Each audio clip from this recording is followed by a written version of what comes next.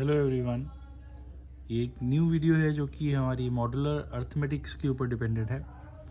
Topic class 12th applied mathematics का है, पर इसके रूट जो हैं वो क्लास 8th, 9th, 10th के साथ बहुत ज़्यादा रिलेटेड है। क्लास 8th 9th में हमने ये पढ़ा था डिविडेंड जो है that should be equals to divisor into quotient plus remainder. ये हमने पॉलिनोमियल्स में भी पढ़ा, ये हमने हर एक सिंपल नंबर्स के साथ भी एक्सप्रेस किया।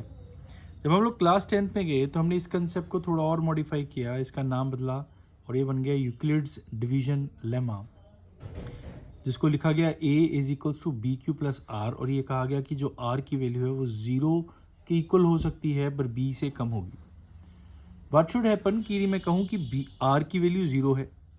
यदि आपके पास r की वैल्यू 0 हो गई तो इसका मतलब हम लोग इसको एक्सप्रेस कर सकते थे a is equals to b q, और इन जनरल हम लोग ये कह सकते हैं कि हमारा b जो है वो कम्प्लीटली डिवाइड कर रहा है a को, और इन अदर सेंस हम लोग ये कह सकते हैं कि जो a है वो आपका b का मल्टीपल है, जिसको हम लोग a is equals to b q की फॉर्मेट में एक्सप्रेस कर सकते हैं। अब यदि इसको आगे और मॉडिफाई किया जाए तो हम लोग ये कह सकते हैं कि हमारा r यदि मान लीजिए 0 को इक्वल नहीं है, दैट मीन्स कि कोई रिमाइंडर है जो एग्जिस्ट कर रहा है, तो उस केस में हमारी ये term remains as it is, that is a जो है वो बन जाएगी बी क्यू प्लस आर। अब यदि क्लास 12th में चलें तो हम लोग इस पूरे कंसेप्ट को थोड़ा सा मॉडिफाई करते हैं और इसको लिखते हैं a is congruent to b plus q r. b की शिफ्टिंग करने पे ये टर्म बन जाएगी a minus b is equals to q r, और इन अदर वे जैसा कि ऊपर लिखा था वैसे ही हम लोग इसको भी लिख सकते हैं कि जो q है वो a माइनस बी को कम्प्लीटली डिवाइड कर रहा है। दैट मीन्स कि मेरा r जो है वो कुछ भी हो सकता है, मेरी कुछ भी हो सकता है, मतलब कोई भी होल नंबर की फॉर्मेट में इसको एक्सप्रेस करना पड़ेगा। अब इस पूरे कंसेप्ट को यदि हम लोग एक्सप्रेस करें तो हम लोग इसको लिखते हैं a is congruent to b module r, मतलब ये जो डिवाइजर है वो हमारा मॉड्यूल के साथ चला जाएगा। दैट मीन्स a और b जो मेरे इंटीजर्स थे, इधर पॉजिटिव और नेगेटिव, उन दोनों को ये एक्सेप्ट करता है और q उनके डिवीजन को डिवाइड करेगा। दैट मीन्स हम लोग यदि a और b को सब्ट्रैक्ट करें, q डेफिनेटली उस टर्म को डिवाइड कर सकता है। इसकी एक छोटी सी एग्जांपल हम लोग यहाँ पे देखते हैं। मान लीजिए मैंने दो नंबर उठाए, एक उठाया 123, एक उठाया 21। हमने इसको लिखा मॉड्यूल 6।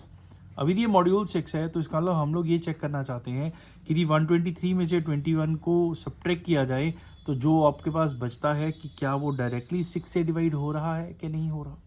यदि वो 6 से डिवाइड हो जाता है तो उस केस में हम लोग कहेंगे कि यस, हमारा ये कॉन्ग्रुएंट मॉड्यूल का कंसेप्ट जो है वो इसको जस्टिफाई कर रहा है। यदि हम इसको चेक करें तो डेफिनेटली इट इज़ देयर। ये जो 123 माइनस 21 अपॉन 6 कर रहे हैं तो हमारे पास आ रहा है 102/6, विच मीन्स वी गॉट 70। तो जब आपके पास कोई एक टर्म डायरेक्टली एग्जिस्ट कर जाती है, होल नंबर आ जाता है, तो हम लोग कहते हैं कि हमारा ये जो कंसेप्ट है वो जस्टिफाई हो रहा है।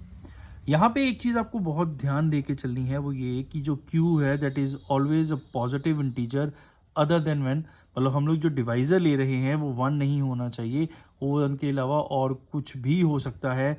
दूसरा, वो पॉजिटिव होना चाहिए, वो नेगेटिव नहीं होना चाहिए, क्योंकि जब तक ये हमारे पास पॉजिटिव इंटीजर के साथ वर्कआउट नहीं करेंगे हम लोग इस थ्योरम को या इस कंसेप्ट को कहीं पे भी जस्टिफाई नहीं कर सकते हैं। रेस्ट स्टे ट्यून्ड, हम लोग कल एक न्यू वीडियो के साथ इसी कंसेप्ट को और एलेबोरेट करेंगे। Thank you.